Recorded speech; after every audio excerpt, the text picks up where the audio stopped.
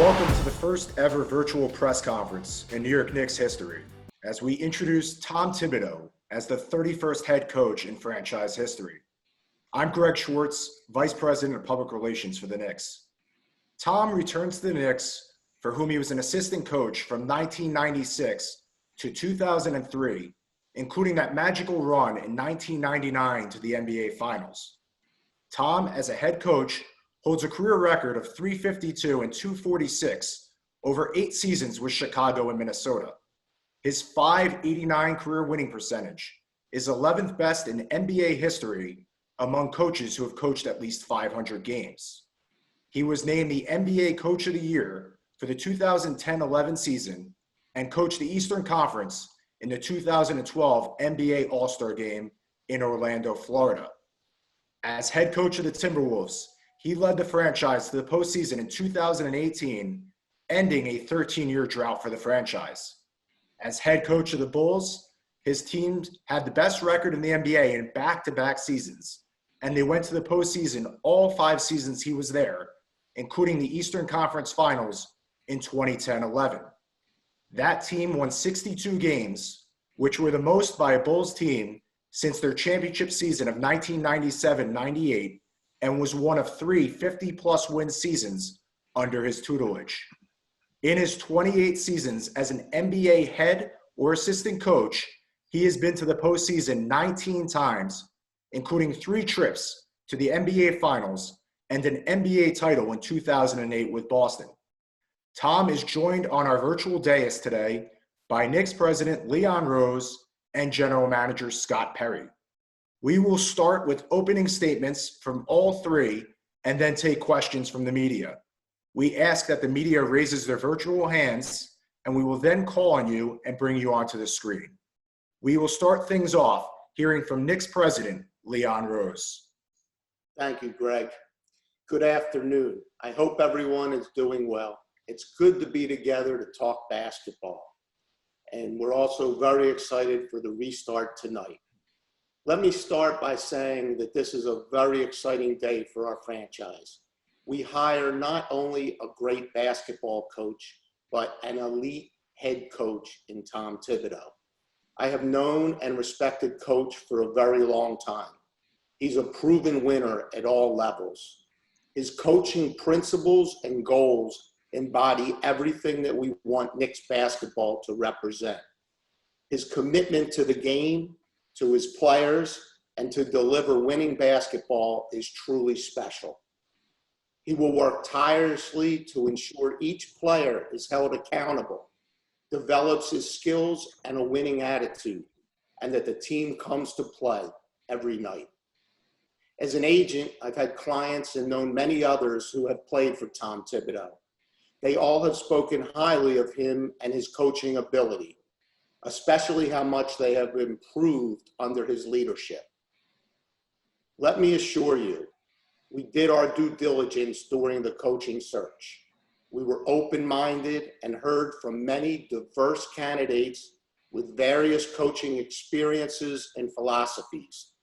The thoroughness of the search is what we felt the fans deserved. We wanted to get it right. Tom is the right person for the job, and we look forward to collaborating with him as we build a winning culture. I also want to thank Jim Dolan for his support and providing the resources over the past 5 months to allow me to assemble a diverse, well-respected, and extremely talented front office consisting of Scott Perry, William Wesley, Brock Aller, Walt Perrin, and Frank Zanin, among others. Today, with the hiring of Tom Thibodeau, we take the next step in building a strong organization to deliver you winning basketball. Good afternoon. Hope that everyone here is in good health and that you continue to stay safe. There's a few things I want to add to what Leon has already stated. First and foremost, I truly share in his enthusiasm today with the hiring of Coach Tom Thibodeau. I have been working in this league for over 20 years, and I've heard many positive things about Coach Thibodeau from players, coaches, and front office staff from around the league. He is very well respected and one of the top coaches in our game. During my time in this league, I have watched teams that he has coached, and a few things were abundantly clear to me. His teams compete and play hard every single night. His teams defend, rebound, and share the basketball. And there's an accountability present with all of his players and coaches. They play as a team. We, along with our fan base, expect these qualities to be on display on a daily basis. And while Tom's reputation is that of a defensive coach, and deservedly so, let me remind everyone that he coached 3 teams that were in the top 10 in offensive rating, 2 of which were in the top 5. We're currently in the process of building out Tom's staff, and he will have the autonomy in who he hires. Based on the conversations that we've had, this staff will be diverse and very strong in all areas, especially in player development. I also want to take a few moments and let you know where we stand today in respect to our new world of COVID-19. The NBA is currently in communication with the NBPA about what the non-bubble teams will be able to do with our players. Our front office has been actively involved along with the 7 other organizations through this entire process. Our hope is that in August, Coach Thibodeau will be able to get right to work in overseeing organized team activities in our home market. And despite not being included in the 22-team bubble in Orlando, we completely support the league's decision and hope for everyone's continued safety and well-being in Orlando as the season officially restarts tonight. We are truly excited to see NBA basketball once again. And I personally will be scouting games in Orlando starting tomorrow, and our front office will also be closely following all the games remotely. COVID has definitely changed how we operate, but we continue to prepare for the draft and free agency, as well as help our current players improve their games. Today marks another major step for our franchise toward building a winning culture here in New York. I am personally excited and look forward to working closely with Tom and his staff as we look to make the Knicks a winning team again. And with that, it is my pleasure to present to you Coach Tom Thibodeau, new coach of the New York Knicks. Thank you, Scott, Leon, and Greg. I'd also like to thank Jim Dolan and William Wesley for giving me this great opportunity. In addition, I'd like to thank CAA, Howie Nuchin, and Mike Levine, along with my agent, Spencer Breaker, for putting the deal together. Obviously, I'm very excited today to be here. This is a dream come true for me. This is my dream job. I've been there before. I have a great understanding of New York.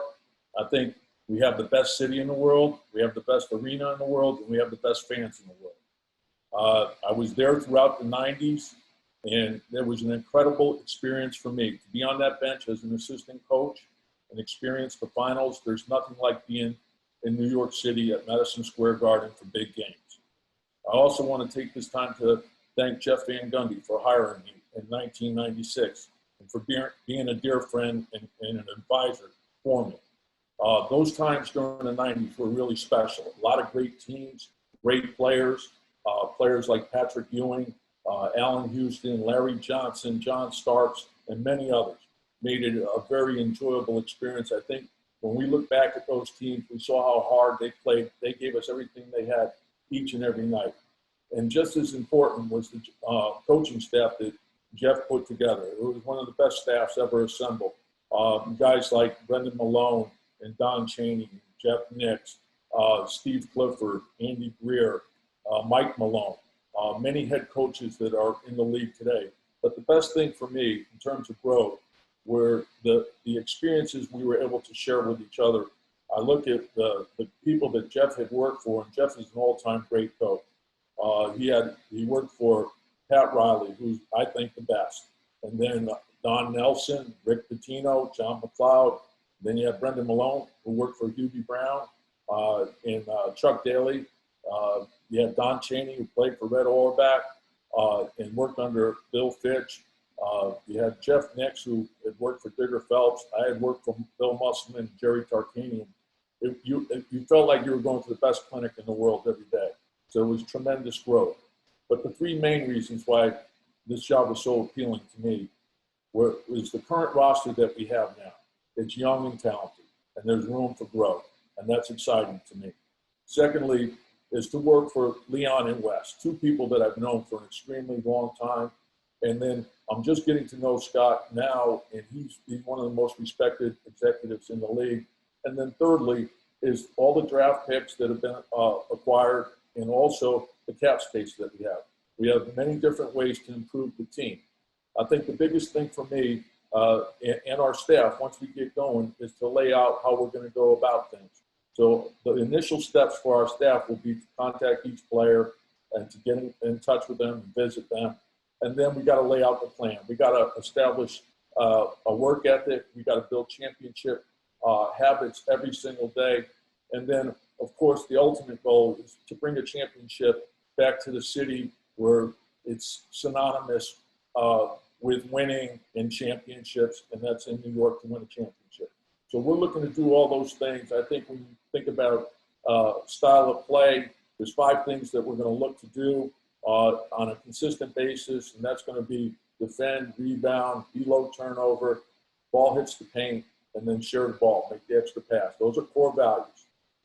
And then we're going to try to do that every day, and I can't wait to get started. Thank you, Coach, and welcome back to New York. Before we take our first question, we want to recognize a member of the media who we recently lost. In a normal press conference setting, we would have a photo opportunity, and longtime New York sports photographer Anthony Causey would be front and center for that. Unfortunately, Anthony lost his battle with COVID-19 in April. He will be dearly missed by all of us, and our thoughts and prayers are with his family. Our first question comes from a very special guest from the Garden of Dreams Foundation. Hi, my name is Miles, and I want to ask you a question. What made you decide that you wanted to be the new Knicks coach? All the things above, I think it's always been my dream job. I'm excited about our young and talented roster and the challenge that's ahead of us. It had everything that I was looking for. It's got the people that I enjoy being around, and so I'm looking forward to it. That was a great question, Miles. Thank you for that. Our next question comes from Brian Mahoney of the Associated Press. Hi, guys. Thank you very much. Tom, when you talk about this being your dream job, we've heard a lot of people say that through the years. When New York wins, it's great. But obviously, since you were here, that hasn't happened. And a lot of people who maybe say they wanted to go to the Knicks, players and coaches through the years have said, maybe that's too big of a challenge. I don't want to do that anymore. Why has it maintained in you that you still want to? Well, I think, it's always been my dream, and maybe part of that is I grew up in Connecticut.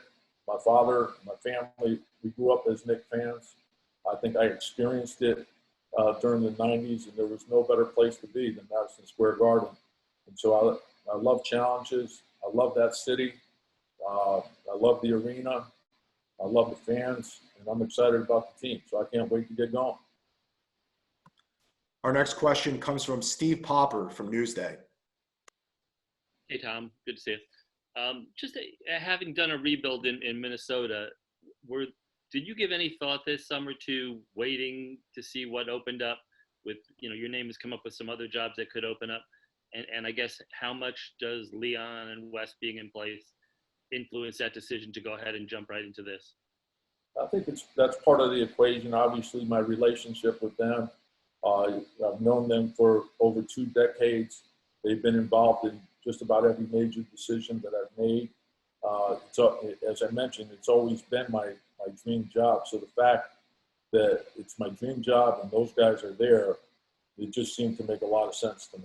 And then, of course, the way it's positioned, with the current roster that we have, the draft picks that we've stockpiled, and then, of course, the cap space. Our next question comes from Bruce Beck from NBC. Hey, Tom, welcome back. Thanks, Bruce. How do you turn this around? No playoffs, 7 straight years, and a current roster that probably is considered thin at best. How can you do this, Tom? You go step by step. I think you don't skip over anything. And the first thing is to lay the foundation, develop your plan, and then work the plan. and the steps are incremental. You don't make major jumps without going through each step. So I think the first step is to establish the work ethic and how we want to play. Our next question comes from Ian Begley from SNY. Hey guys, hope everyone's family is doing well. Leon, this one's for you. You know, you've been working in this league for a long time. You know the importance of having everybody on the same page from an ownership, management, coach standpoint. We all know you have a long-standing relationship with Tom. How much did that factor into your decision, and how confident are you that everybody can row in the same direction during your tenure here with Tom as coach? Obviously, the relationship gives me a comfort level in knowing Tom for that long, but going through the process and really, evaluating all aspects of everything and realizing Tom was like really the perfect candidate for this job from the standpoint of, that he's going to demand accountability, he's going to have development, and he's going to create a winning culture. And I think he touched on that, just now. But yeah, I mean, there's no doubt that our relationship, gives me a level of comfort. But I know, and I've watched him work over the last 20 years, and the fact that he's won everywhere he's been, it was an overriding factor. Our next question comes from Chris Eisman from The Record. Hey, Tom. What's your approach to developing some of these young guys? I mean, are you someone who thinks that young players have to play as much as possible to grow? I mean, what's kind of your approach you take when bringing along some of these younger players? Both. I think you want to set up your development plan for the summer, and it carries over into the season. So you have pre-practice, and then, of course, practice is part of development as well, and then post-practice. But I think game time is important also. So if a young player is not getting the appropriate amount of time to develop, we'll utilize the G League. I think that's become a big part of our league, and we'll certainly take advantage of that. Next question comes from Stephen Bondi, The Daily News. Tom, how you doing? How you doing? What you took over a rebuilding situation in Minnesota. What can you take from that experience that you can apply here? And things you might have learned, things you might do the same, things you might do differently. Yeah, I think you learn from each situation. You could go back to Boston. The year before, they were a lottery team, and that team was different because of the acquisition of Ray Allen and Kevin Garnett. So that rebuild was different. And then, of course, Chicago was more of a 500 team. Minnesota was more of a total rebuild and a team that had not won a lot for a long, long time. So I think you take from each experience, but each experience is different. So I think we have to get in, we've got to study, we have to prepare, and we have to develop our plan and then work our plan. So I'm excited about it. I think anytime you go into any situation, you start, you think about the ways you can improve your club, and you start with the players that you have. Your internal development is paramount. So I think you start there, then we'll look at the draft to add talent. We'll also look at free agency to add talent, and we'll look at trade to add talent. There's 4 ways to improve the team, and we'll look at all of them. Our next question comes from Mike Vaccaro of the New York Post. Hi, Tom. Thanks for taking the question. I assume that the last couple of months, while this has been something that you've been pursuing, the job, you've seen a lot of tape on this year's team. But I'm curious if, during the context of the season itself, how much you were able to see of the team playing its games, and what your thoughts were just in general of the players that you're going to try now, kind of develop into something better than they were.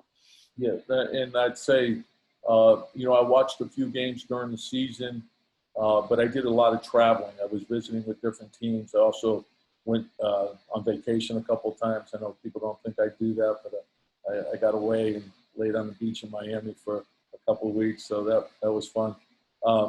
But since I started interviewing, I watched games, and you try to get a feel for who each player is and how you can improve. So and obviously it was a challenging year. And I also want to mention that Mike Miller, I thought, did a terrific job under trying circumstances. So I know it wasn't easy, but I thought you had some players that really stepped up and did a good job. And, but there's a lot of work to do. I think one of the most important things that you do in studying the team is just look at net efficiency. And when you see you're a minus 6.54, you realize that, there's a lot of work. And hopefully we could get everyone to make the commitment to play for each other, put the team first, and to start building winning habits. Our next question comes from Mike Vorkanoff from The Athletic. Hey guys, Tom, congratulations on the job. Leon, this is for you initially. Now that you're a few months into the job, what is your time horizon for trying to build the Knicks into a team that can be a playoff contender? And how did the coaching search and who you ultimately selected in Tom figure into that timeline you've set for the organization? We have not set a timeline. We are taking it one day at a time. We felt that Tom was that coach that can take us from development to becoming a perennial winner. And as Tom said earlier, that happens one step at a time. And at the moment, we don't know exactly what the roster will be moving forward. We have decisions that we have to make, and but the important thing is to instill the culture, focus on the development, and take it from there. Our next question comes from Tina Servasio from Fox 5. Hi, Tom. Congratulations. As you've been talking, and Leon was just talking about the roster situation and the continued development, and you said you're excited for some of these young players. Is there anyone in particular that stands out to you that you feel could be a contributor on this Knicks team under your system and style of play? Well, I'd say, and again, I want to get around the players to work with them individually so I can get to know them better. But just based on film and what I've seen, I really think that RJ has a very bright future, as does Mitchell Robinson. So those are two that stand up. But I think we have a lot of young talent. And I don't like to make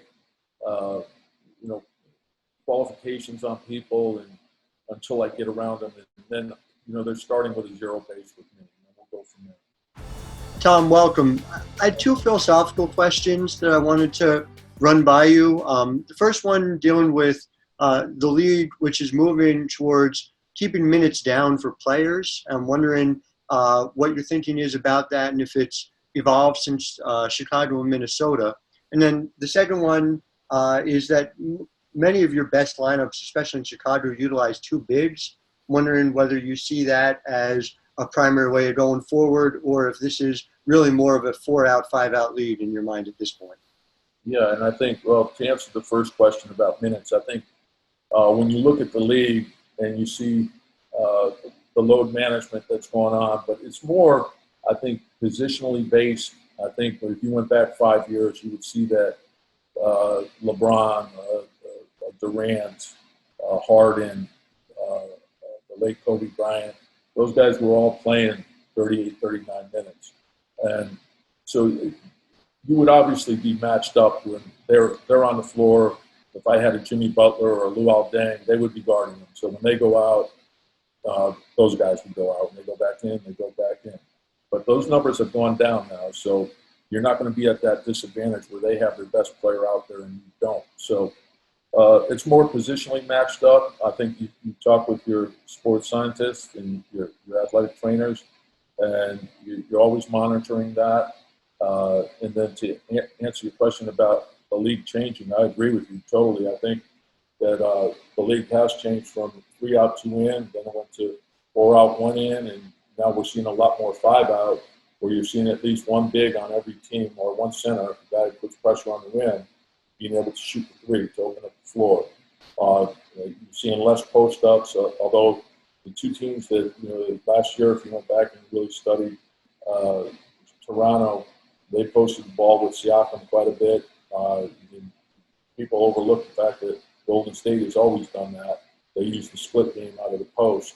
And so I think that's still part of the game, but a lot of teams now want to 5-out to create the space where you can drive and kick. All right, we're going to give Mark Berman another shot at this. Yeah, Tom. You mentioned RJ and Mitchell. I was wondering how much of an impact you feel you could have on Kevin Knox and even Frank Ntilikina, who's known as a defensive player. And then I have a question for Scott. How, with the virtual interviews, how more difficult was it, or how is it different than the last coaching search you were involved in when it was in person? Berman, you get two questions.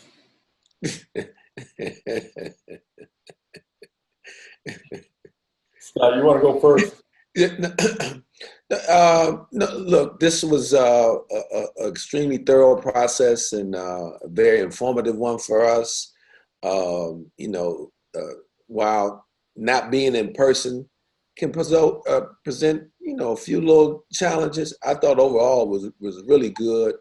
The coaches got a chance to really, dive in and show, what they're all about and discuss their philosophies, and allowed us to really be engaged throughout this and throughout the process and do a very thorough job. And just so happy that at the end of this process, which was very thorough, we ended up with this quality head coach in Tom Thibodeau, and just excited to move forward with it. Mark, I can't believe you're still around, but to answer your question, with Frank and Kevin, they're both young guys that have talent. And that being said, as I mentioned earlier, I'm not making any real observations or evaluations until I get to be around them. Like most young players, there's growing pains that you go through, and there's steps that players have to take. And sometimes we tend to measure guys against guys that are already established, and you forget the steps that those guys have taken to get to where they are. So I think that's an important part of it. But I think to understand how you do get there is by your work and your sacrifice and your commitment. I think one's determination and their perseverance is critical for their development. Our next question comes from Steve Popper from Newsday. I'm going to go the Berman route and have one for Scott and one for Tom. For Tom, just kind of, what did that year away, I guess you haven't had that in a long time, what did that year away do for you? And for Scott, you're the one guy there, I guess, who didn't have a long relationship with Tom. Just what you saw in him during this process, this interview process, and I guess what you knew about him before, kind of what you've learned.